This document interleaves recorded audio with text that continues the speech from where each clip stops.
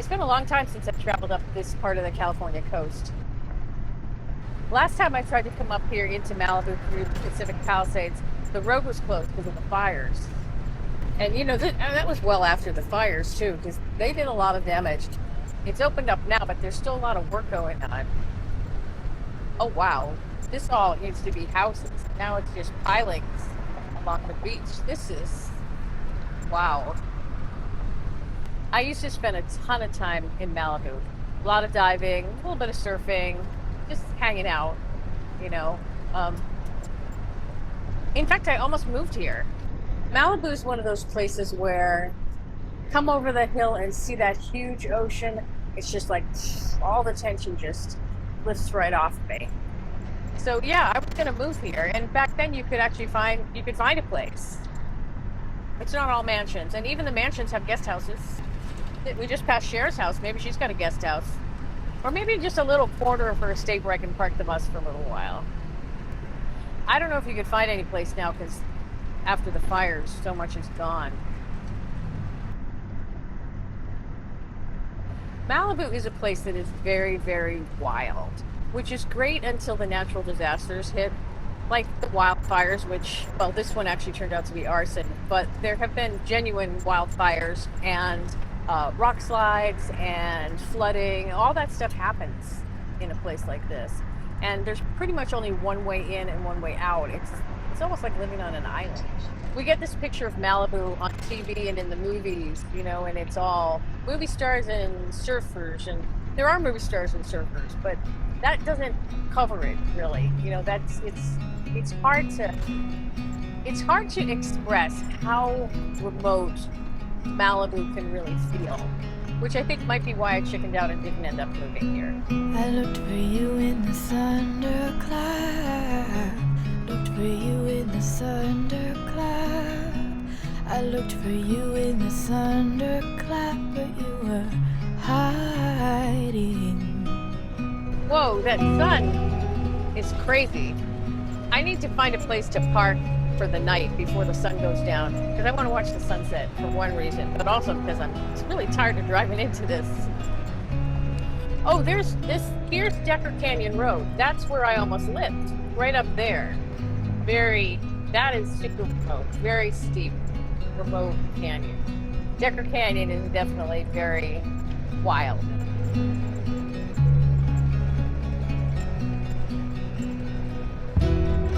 So now we're crossing, I think we're crossing out of LA County into Ventura County. So I think it's not really Malibu up here anymore. I think it's like, I mean, it's not Malibu, but I don't think it's really any place else yet either.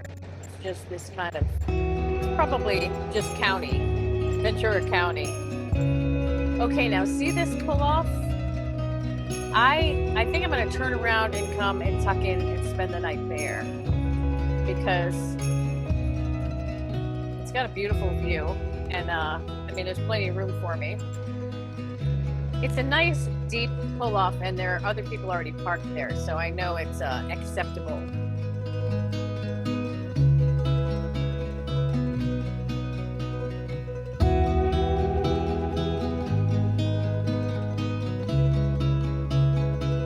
I'm used to a little more privacy in my camping, but when I'm near the ocean, my priority is the ocean, you know, more so than the privacy. I just don't, I want to be able to see it from my window. I want to be able to go out there and stick my foot in it, which I don't know if I'm going to be able to do here because it's all like sheer cliffs going down, but I'll find a beach somewhere. Somewhere in my travels, I'll find a beach.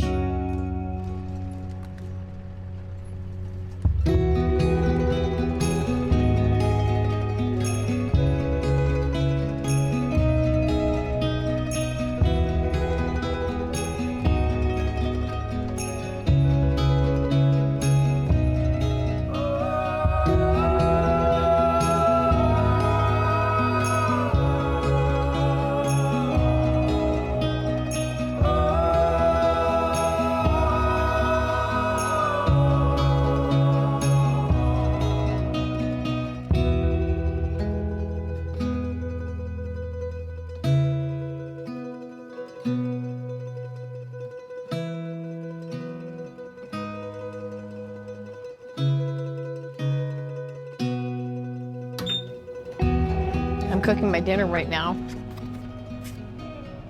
I'm in a phase where it's all microwave food pretty much. I like cooking, I do, but I go through phases where I just want to have as little to do with food as possible. I mean, I'll eat it, but I don't want to have to handle it. I don't want to interact with it. And I try not to give myself too hard of a time about it. These things work fine.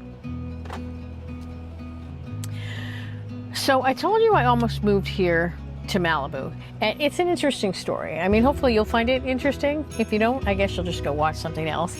But when I was looking for a place to live out here, I just kept saying to myself, all I need to do is find a $900 guest house in Decker Canyon. This was probably 2005, 2006, way before the bus, before the antique store even. $900 was a pretty decent amount of rent back then, but you know, not too crazy, I could handle it.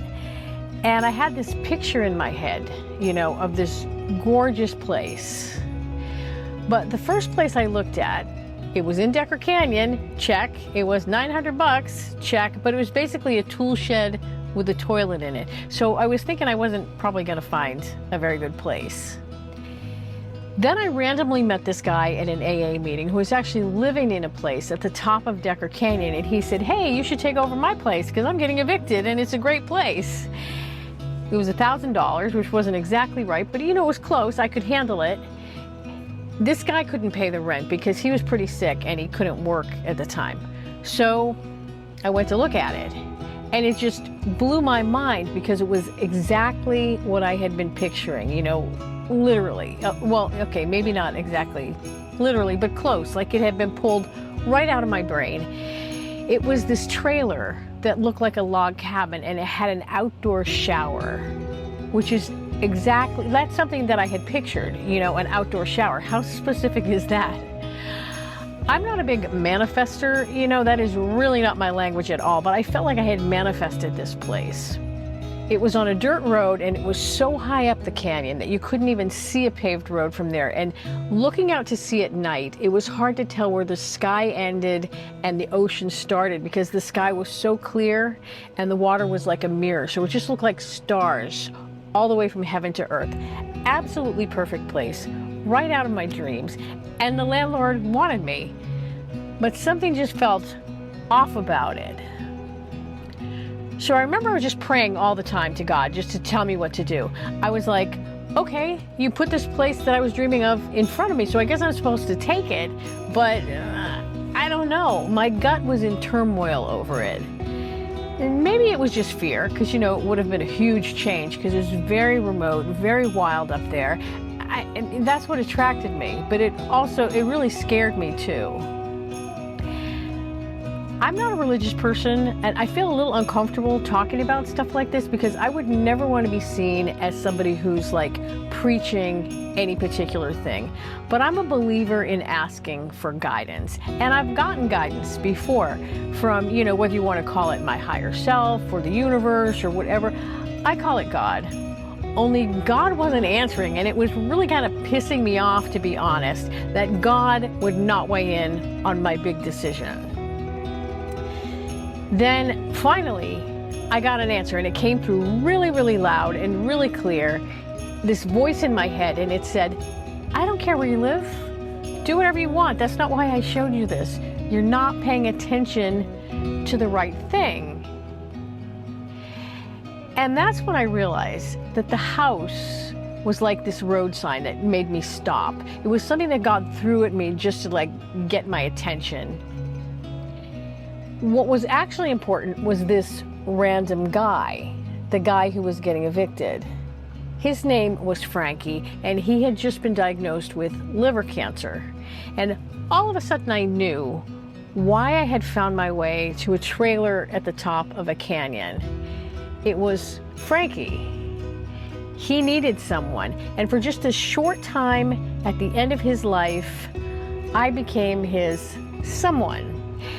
I didn't move to Malibu because that wouldn't have been great for him with some of the medical stuff that he had coming along. So he actually ended up moving into my house in Los Angeles, and he stayed there until he had to go into a nursing home. And in the end, his family came and rallied around him, so he had a whole team of someones at the end. But still, I saw him every day, and he became a really important friend to me.